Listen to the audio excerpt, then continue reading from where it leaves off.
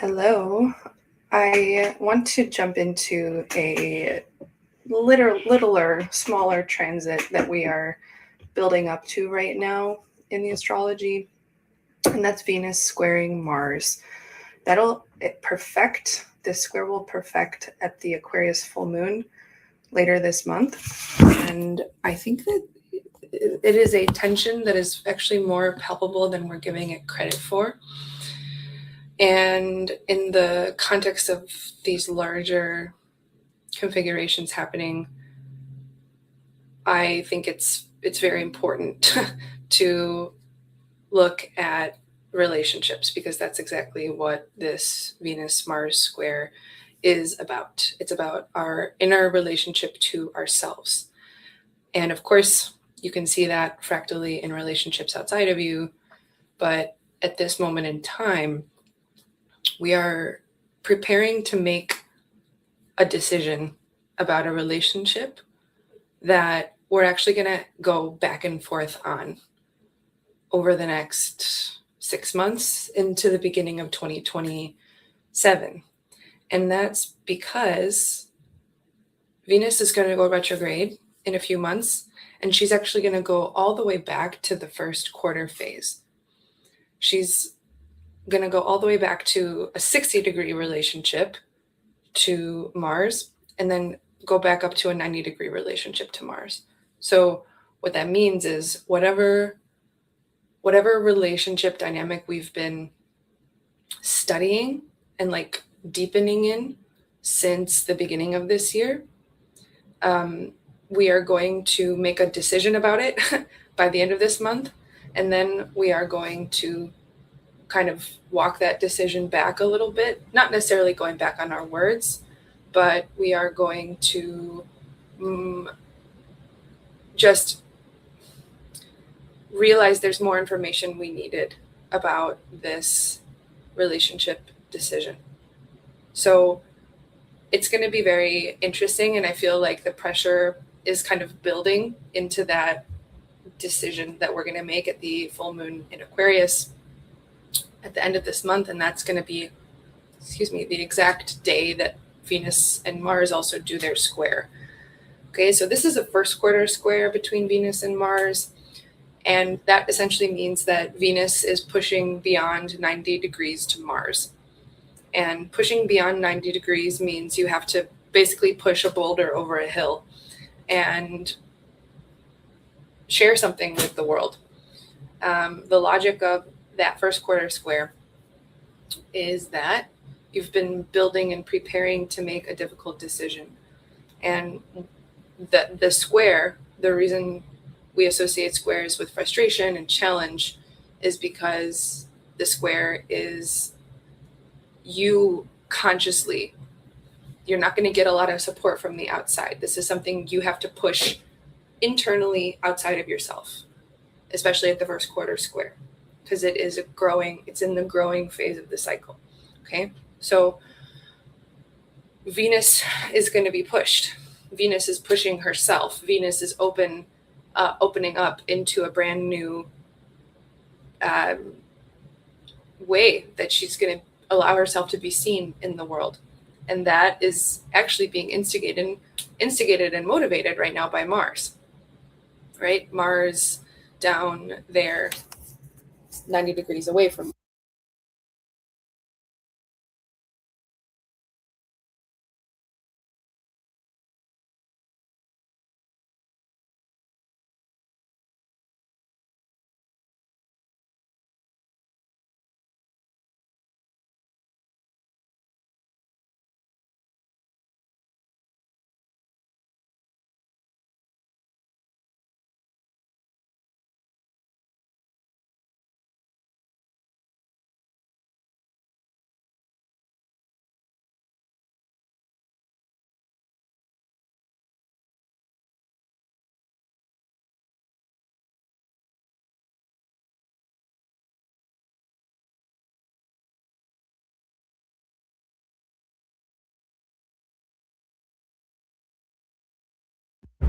Okay, can you hear me now?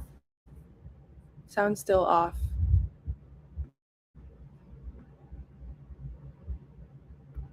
Can you hear me now? I thought that, okay, you can hear. Okay. I've been having the worst luck with my microphones over the last few days of trying to go live. So I um, appreciate you writing to me here, Machine of People 3.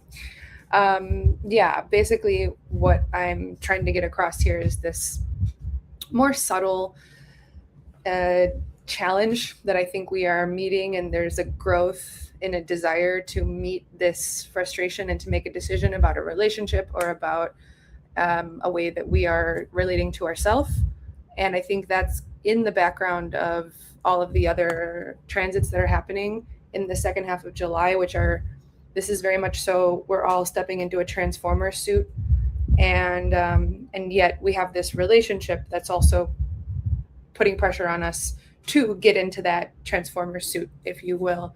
And that's, it's a good thing, right? It's a decision. It's a very conscious decision where you have to make in a relationship. And it's just fun that it's happening, that exact square is happening at the same time as the full moon goes on in Aquarius later this month. And, and then we get into eclipse season in August. And so it's this beautiful storm of actually like integrating our personal emotional lives, which is very much so what this Cancer new moon just impelled us into, integrating our emotional lives into the larger kind of superstructure of where we are contributing to society, where we see what our purpose is amongst the collective. And that is totally unique to everyone. There is no script for that anymore, but there is a very, very personal relationship going on with this Venus-Mars, the growing square that we are in right now, to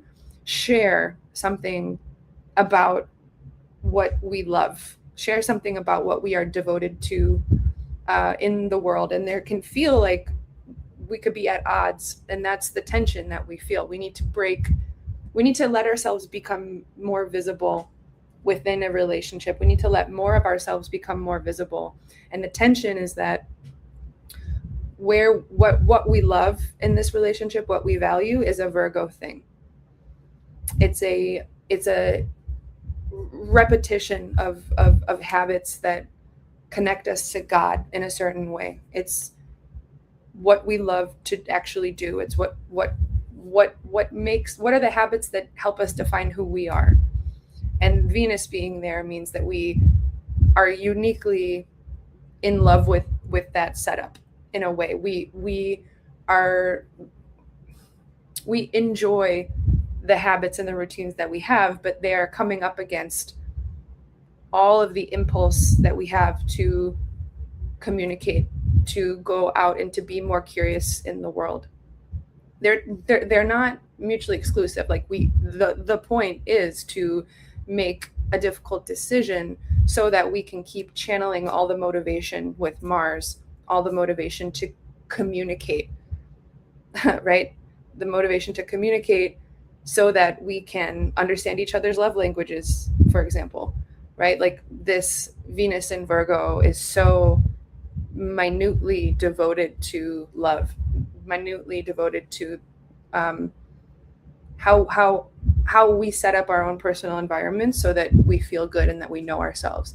But Mars in Gemini is just like, I need to be talking about this. I need to be saying every little thing that's on my mind.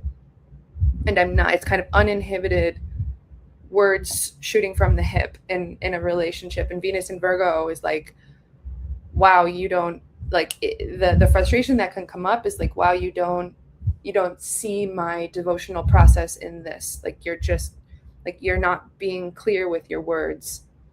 And so I have felt myself on both ends of this. And I think there's no answer other than you must just rise to the occasion and allow the tension to help you get bigger. And of course, this is only going to be growing into the full moon in Aquarius. And a full moon in Aquarius is always something unexpected. Like it's always the growth of something we didn't realize was at the edge of that horizon. and it brings us to that edge of who we know ourselves to be.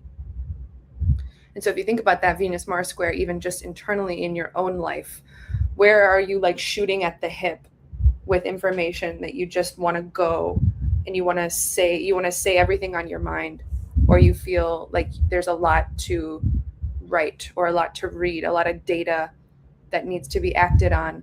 But then if you think about your physical body, your health, like, can you actually take all that data in right now? Can you devote yourself to all of that?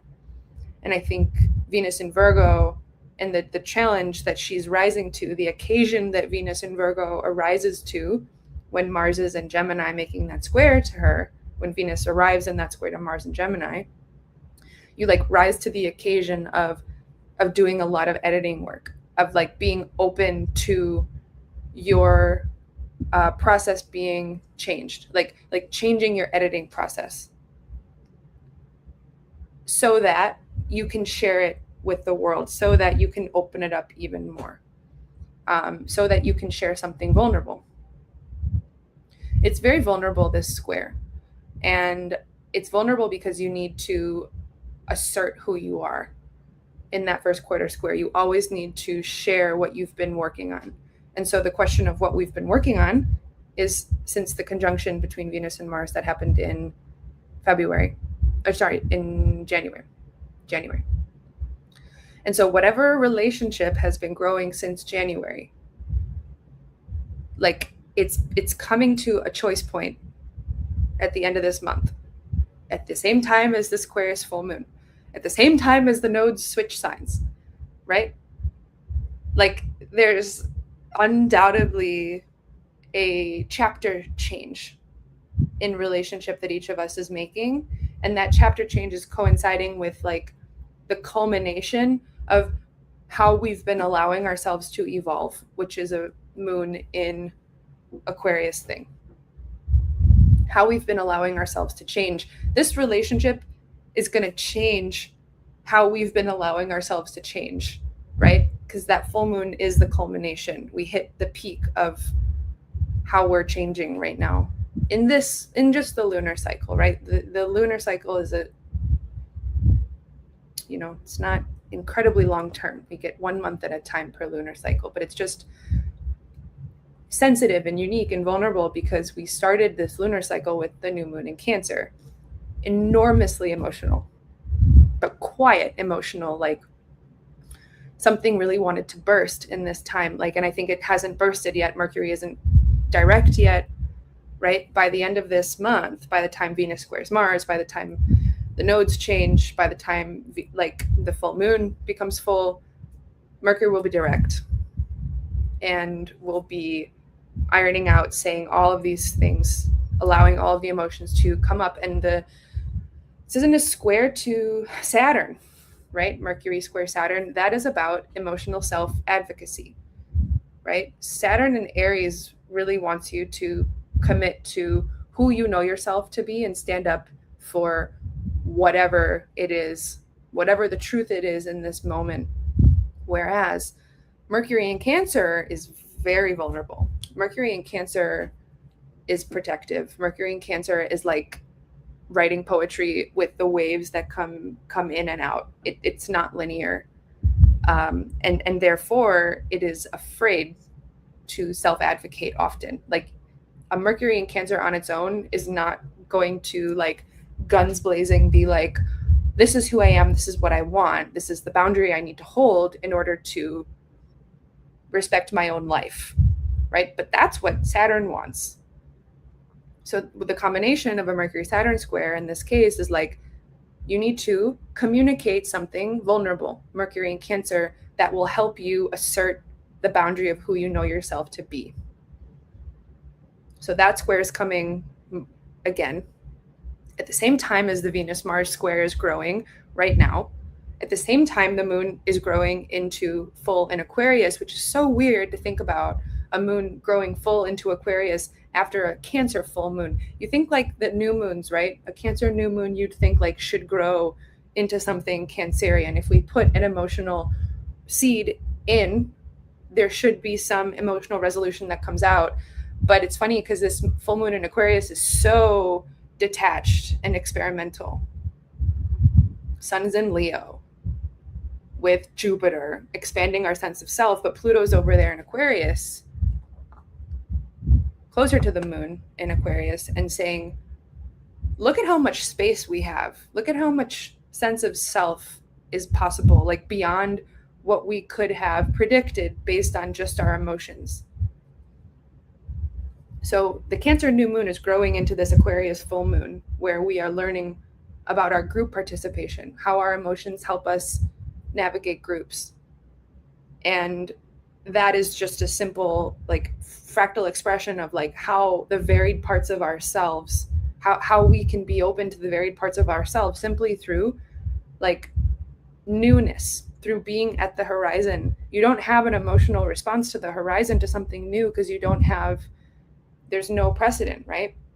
So we're in an interesting cycle where that emotional seed is going to grow into something relatively objective as far as I'm concerned. And of course, at the same time as this Venus-Mars square, where we have to really, again, advocate. Venus needs to advocate for her own process. Venus in Virgo is like loving the creative process, like loving every part of what it takes to get there, like all of the little buttons you need to press. You need to dust your room before you mop it. Like Venus in Virgo loves this. And that's how Venus in Virgo connects to God, connects to Pisces, right? And so it's just kind of a fun last 2 weeks of this month of huge conclusions, big decisions, a lot of bravery. And I think in the context, of course, of all of these outer planet sextile trines, right? So it's very personal. This lunar cycles are always very personal. This like Venus Mars transits are always very personal. And it's just worth noting, because I think often we feel the personal pressure more than the global pressure, of course, depending on transits and whatnot. So Mars is still in Gemini, and Mars is ruling the Saturn Neptune. So the growth of how we are building into our dreams right now is all about talking and communication and data. And so this is why I'm like doing more lives and just being very immediate with my life now, because there's a stream of consciousness that when touched, when accessed, I think is kind of the point. And that's where we're building from these days, instead of building from a script, instead of building from a preconceived idea of what we think we need to do. We need to kind of like be on the pulse, on the beat. And this is very Mars and Gemini.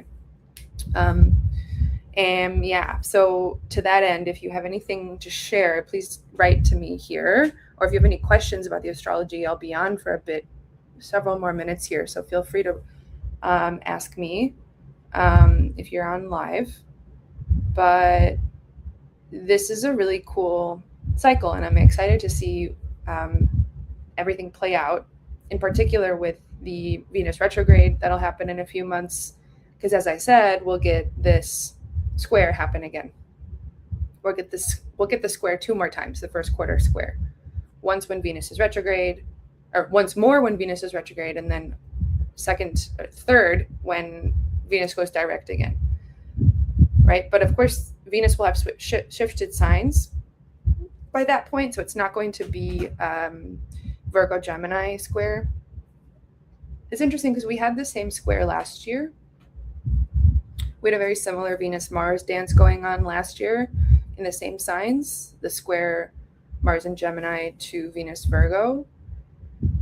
And I think things were very different, where that Mars was not ruling Saturn at this point. So the immediacy of our words and all the data that we're here to push through wasn't really dependent, like nothing was dependent on that. It was more of again, like just mental processing that of course had purpose, but right now Saturn is ruled by this Mars, right? Say you have sorry, we've got a comment. I want to read it. Say you have an aspect in your natal or even solar return. Would another aspect between those two planets show a kind of update in the story? So are you saying like a transiting aspect that follows in your chart? Is that what you mean? Because I definitely think that transits and how they are hitting our natal chart update our story. But it's kind of, that's the duality of astrology, because you are always your natal chart. Yeah, okay. You're always your natal chart. And this is my perspective. You're never going to not be living out the pattern of your natal chart. And we go through cycles in life, like the Saturn, like big Saturn return, or even like these smaller Venus Mars cycles to our own planets. Like, for example, Mars is on my Venus right now, and I'm going to have a Mars return. I've Venus and Mars both in Gemini. So like, no joke, I'm just here talking today. Like right? Okay. So, but I think the problem or the confusion in astrology, you can let me know if you feel this, is like, do you feel like there's a goal you have to reach through the storyline? Because that's no longer the point. Like, the storyline is just playing out, and it's a storyline, and you are going to retain your personal storyline no matter where the other transits are. It's kind of like when we reach happiness, we reach a goal, and maybe will be there for, it could even be a whole lifetime. Like, it's very different for people, right? But let's say you reach a goal, and then a few years later you're like, actually, that didn't deeply satisfy me in the way that I thought it would. Like, you get the degree, and then you still haven't landed a job that makes you feel very deeply happy in a long time. Like the story, what you're saying, kind of an update to the story. Yes, absolutely. But the story is not who you are, if that makes sense. And so I'm only, I guess, responding to this. Let me see. I specifically have a Venus-Mars sextile on my solar return chart this year, and this all feels like an update in the story. Okay, so that means last year at your birthday, it was the Venus-Mars sextile time.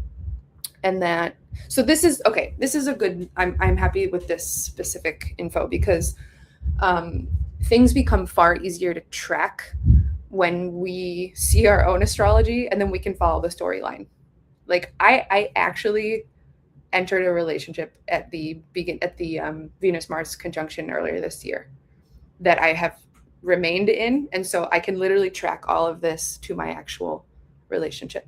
And that's like one of the first times that the astrology has aligned so directly for me. So I see where you're coming with this. And it's absolutely an update to the story. I think you're dead on. I mean, it's yeah, and it's really up to you to interpret it, because the phenomenons will happen. Like, the aspects in the transits to our natal chart or to the solar return. Yeah, this is your first year of viewing astrology. I think that's where learning astrology is more helpful than like consuming it. Like, so much of how I first started studying was just like, I looked at transits every day, and I was tracking transits every day. Like, before I even understood them, like, transits for me were like, I wanted to have the direct correlation, because this is something Jeffrey Wolf Green, who's like the guy of evolutionary astrology, he's big on like direct observation and correlation. Like, we're not here to take astrology for granted, or sorry, we're not here to take astrology at the face value of what astrologers are telling us these things mean. That's why I don't come out the gate being like, oh, everyone's relationships are going to go through an issue by the end of this month, right? I try to kind of like talk around it. I do have a natal Mercury in Cancer, so I'm very tidal in my communications, I would say. But yeah, this is something I feel very strongly about, this comment, this idea that the natal chart is you. I think it's literally, we talk, like, a lot in the spiritual community talk about like fractals or like our patterns or whatever. The chart is your pattern of life that it's like spinning out of you kaleidoscopically in every moment. And that's not going to stop until you die. The idea is not to The idea is not to erase your patterns, because you can't. Like, it's not even that they're bad. Even the things that we deem are bad or immoral or challenging, they are necessary experiences that you're identified with because you're looking at your patterns from that certain perspective. It's definitely something I'm also still wrapping my head around, because I have such a deep conviction that I can't explain that we are not our chart. So, okay, what that means is there is a deep part of us that is not this pattern, right? Like our earthly existence and where we are impacted by the planets, or you could say where we are reflected by the patterns of the planets and where we are living out those patterns, that's real. But the flip side is also real, that there is a part of us that's absolutely not dictated by any of this. You could say that's a part of us that's from somewhere else. You could say that's a part of us that transcends the fate. But I absolutely believe that that part of us exists. Let's see. Yeah, once you pay attention to your own timing, the need to watch videos that try to tell you what happened falls away because you feel like more of an active participant because you've been in the story. Amen. And that this piece of being an active participant is where it should start being very fun. Because it's like, oh, I am embodying Venus right now, right? And I want to get what I want. And it's ironic because it's fun to like think about it from the perspective where we are now chatting like this. But when you're truly in it, like you're not thinking anymore. It's kind of when we evaluate our life backwards or forwards, we synthesize with the habits that we have been going over and over. So like what you've said here, like once you pay attention to your own timing, once you do that over and over, once you make a habit out of that, you become it. That's like the great logic of ritual or devotion that I've heard in the past, which is that it's not actually about like needing to do something in order to get a result. Love is always available to us, right? But what habits are for is turning us into the living altar of what that is. Like, for example, now that I consider myself an astrologer and I'm very confident in that identity, I walk around or I enter a new social environment and suddenly an astrologer is there. And that's because I placed myself there. That's the character I'm choosing to play, which is very, very Jupiter in Leo. And yet we have Pluto on the other side right now, which allows us to kind of pop out and be like, oh, I know that I'm playing this role and that I have a lot of wisdom in this creative role. It's a very creative role, but it's not all that I am. And that Pluto in Aquarius is where it's shattering. It's killing first. Pluto will kill you first. Pluto will drag you under through hell first in order to transform how we are thinking about this archetype, which is Aquarius, right? Aquarius is about evolution. And so we need to transform what we think the process of evolution is, which I think so often up until now has been about achieving goals, like doing the Capricorn stuff of climbing ladders. And it's not to say don't do that anymore. Capricorn always exists. We're always here to do that, but it's just the mental perspective from which we are doing that is changing. And thus the definition of humanity is changing. This is kind of the like logic that I've been flowing with for a long time now. And it calls into question like the purpose of astrology.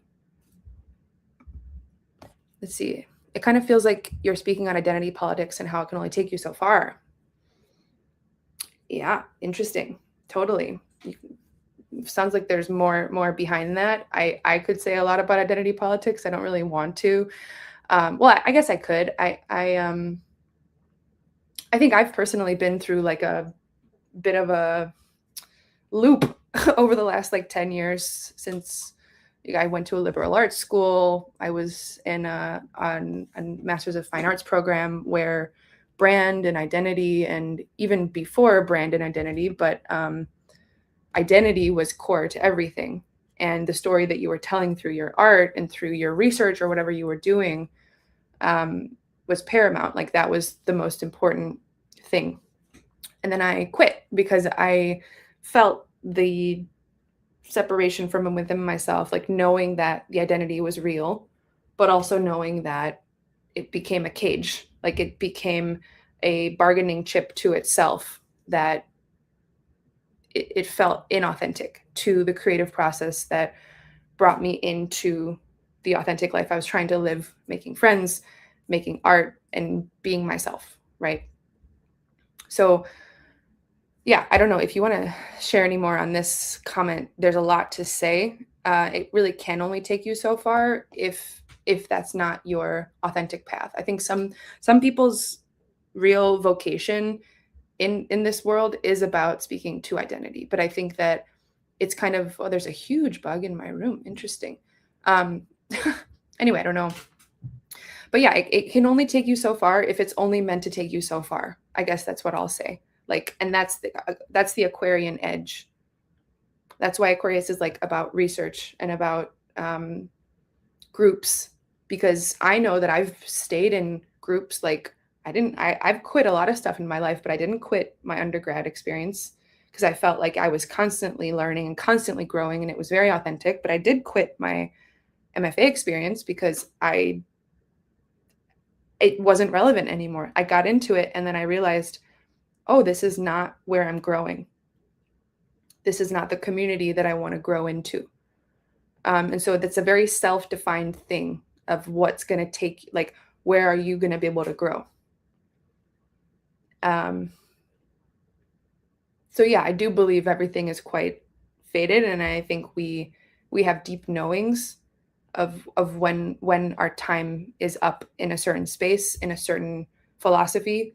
And I think Pluto and Aquarius is very much so like putting our feet to the fire, if not our whole bodies to the fire, in really, really, really demanding authentic participation in life, not to mention Saturn in Aries, Neptune in Aries. The truth is only here in this present moment. And so if you're not being authentic to the truth, the group's going to be able to feel it, right? That's not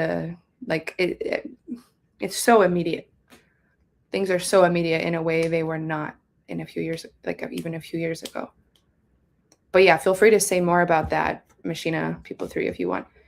You've been speaking about being on the edge of something.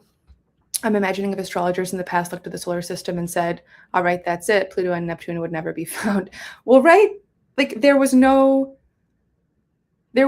conception. Like there wasn't even an awareness that it was, like maybe some people had it, right? A conception of like what beyond, right? But I think the astrologers that dared to like think beyond were not the ones that were like saw, how do I put it? Like the traditional 7 planets, right, fit very, very well into social spheres of life, into the existing power dynamics, into the existing political dynamics. So, that's Capricorn. You can do astrology at any level. You can do astrology at the Capricorn level, which keeps it in play of the, again, existing social spheres. And so the astrologers that, this comment might be referring to, I'm not saying you're thinking about that, but this is what it's making me think of. It's like, again, you can do astrology at every level. And so certainly there were astrologers who were like, okay, this corroborates everything we already thought we knew. And so why would we push it? And I think you stay in that Capricorn realm for as long as it serves, maybe 30 years, a whole Saturn cycle, right? But at some point, someone sticks their head out a little bit and is like, actually, like, isn't this how science evolves? Like, things, you just keep expanding, that Capricorn calcification, like it crystallizes until it calcifies. And then you have to know when to leave. You have to know when to let the structure decay and to end and to rebuild.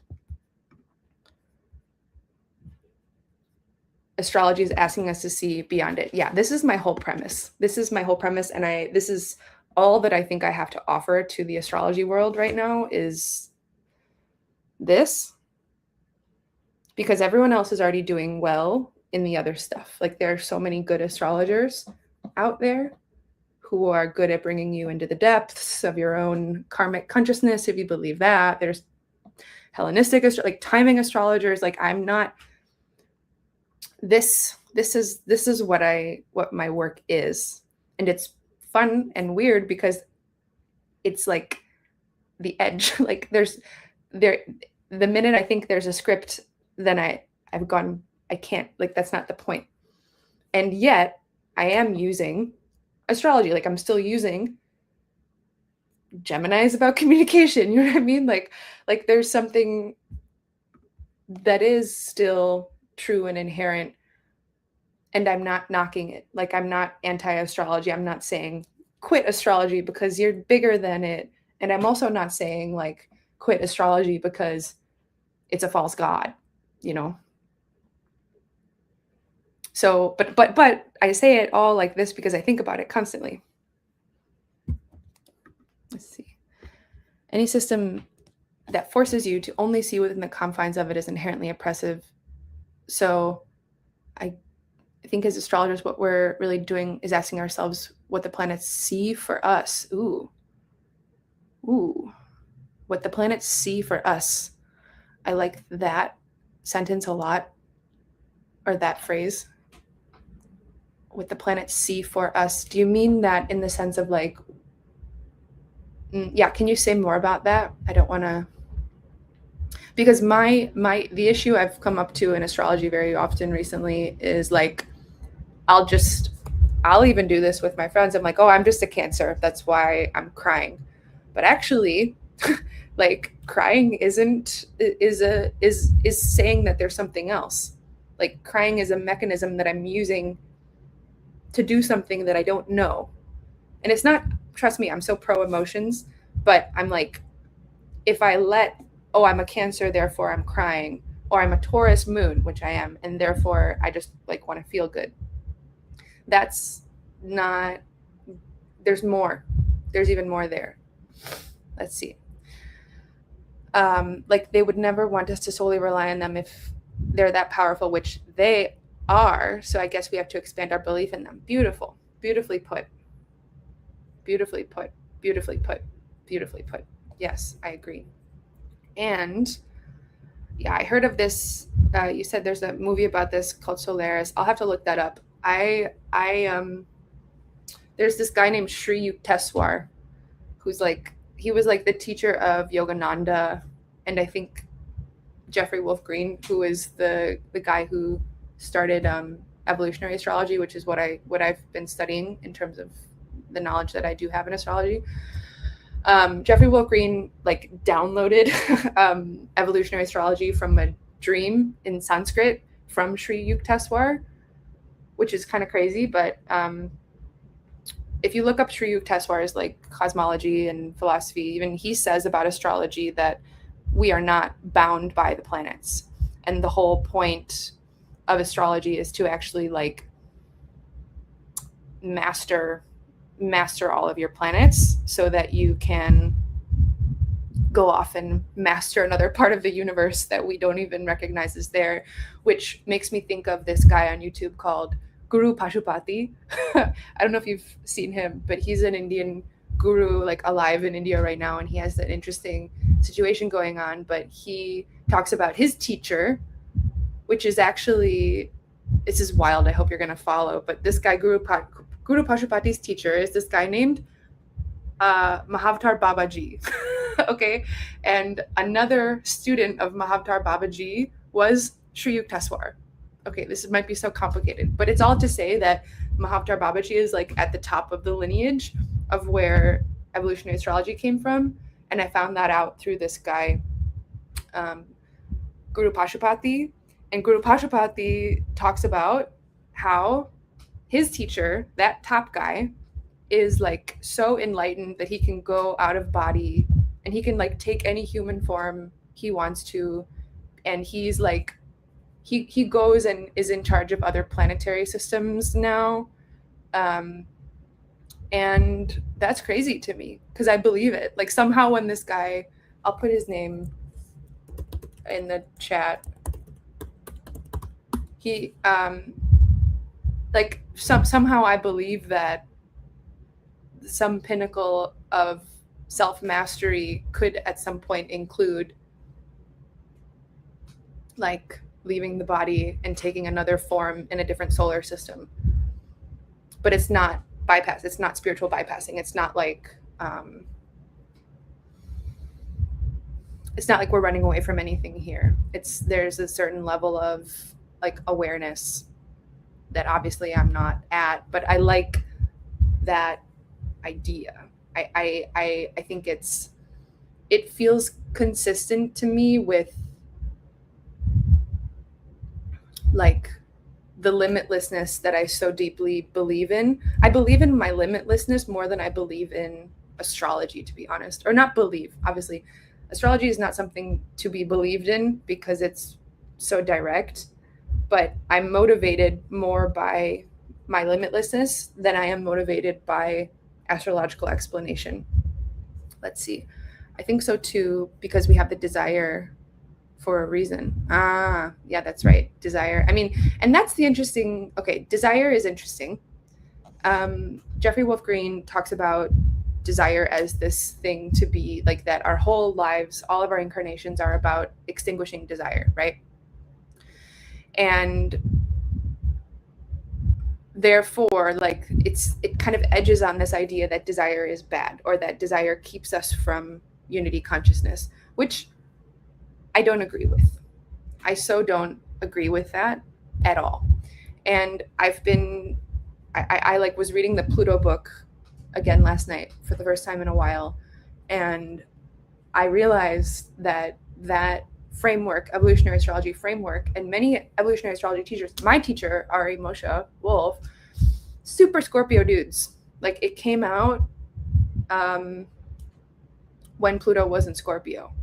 Pluto in Scorpio is about desire and about killing off desire and about transforming desire.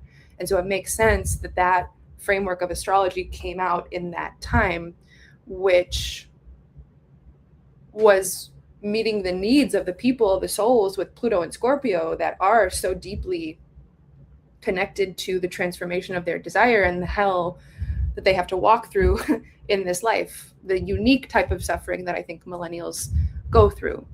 And so this is all to just say that I don't think, like, I think there's a lot of baggage around desire, at least that I've had to contend with. I think because I'm like 96, I have like a 0 Sag Pluto. And so I've grown up around the millennials and the Pluto Sag, and the Pluto Scorpio people. But I've always felt very differently about like desire. Anyway, so that's just a little musing, but it's to say that, yeah, I think desire is the most important motivator, and it doesn't mean that we are wrong to desire or we're not here to just like exhaust it, right? I've heard my teacher and other people say, like, you know, they would say this, right? Like my only prayer is to like have only the desire to return to source or to be in unity consciousness. And I don't jive with that at all, right? Like, of course I would love that, but I think we're all already there all the time anyway. So I don't know. I like being alive. I like being in my body. I'm definitely suffering in many areas of my life, but it's not overwhelming for me in perhaps the same way as Scorpio people. And I hate to essentialize it that much, but anyway, this is that comment sent me on this tangent. So yeah, there's a lot that's possible in the world, and it takes a long time for things to change, or at least historically it has. And I think that the opportunity for things to change at a different pace is here. So yeah, feel free to write in anything else, any other questions. I have been enjoying these lives so much that I want to like actually talk to people more. And so I'm trying to fortify my Substack. I'm going to do like I have a $5 a month subscription, but I also like within that, which I think is very accessible, I want to do like live weekly calls with groups of people, like people that I'm chatting with, like because I think that for whatever reason, the people that find me have a very solid astrology knowledge themselves and are very thoughtful about philosophy and cosmology and also reality. Um, and yeah, I just want to grow that community on my Substack. So if you want to join, it's only $5 a month, and then we'll do weekly calls about the transits, but also about all of these things, like moving beyond like how to use astrology to help you move beyond astrology. Yeah, I'm running a promo if you want to join my Substack for that $5, and I'll give you half off of a reading, half off a full reading. So, oh, and then the other thing I wanted to promote is my friend Jen and I are doing a workshop on next Tuesday, actually, the 28th, Tuesday the 28th, on Saturn and Neptune, and what our work is to achieve our dreams, basically, and all of the muddy stuff that comes with lack of boundaries, like substances. These are all Neptune stuff. Creativity, substances, God, the stuff that we don't know, like that inherently doesn't have boundaries. Like, how do we integrate the boundaries into that in our lives in a way that is healthy and sustainable? And that's the Saturn and Neptune work. So links, I make a lot of posts about that, so maybe I could find them and drop them here, but definitely check that out. We'll go through the Saturn Neptune phases in your chart, just like I'm talking about the like first quarter phase in this video, let's say between Venus Mars. The phasal relationship between your Saturn and Neptune in your chart will tell you a lot about, well, we'll be able to accurately reflect rather your patterning around how you're able to create boundaries in your life around the things that feel impossible to create boundaries for. And that's where a lot of the self-mastery comes in. So it's pretty interesting. It's pretty cool. And so I'd love to see you there. Yeah. So yeah, jump on my Substack, join this, and let me know if you have any more questions too. I'll probably stay on another few minutes here. Yay. So fun chatting with you, Machina People 3. I'm like, it's so much more alive. I have such lower views.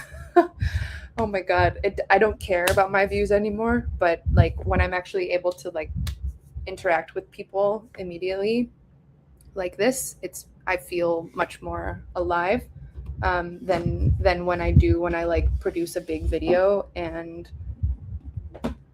you know, but we'll see what happens. There are some videos that I think are worth producing and standing alone.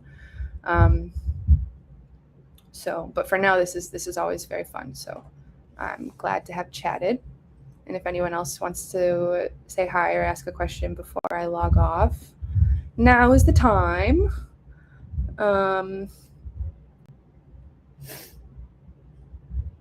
Give it another minute.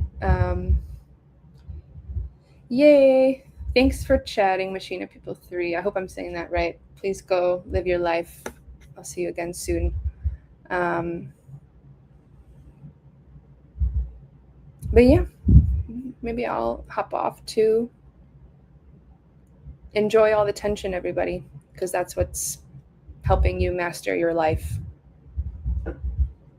That's it. That's all I have. All right. Bye.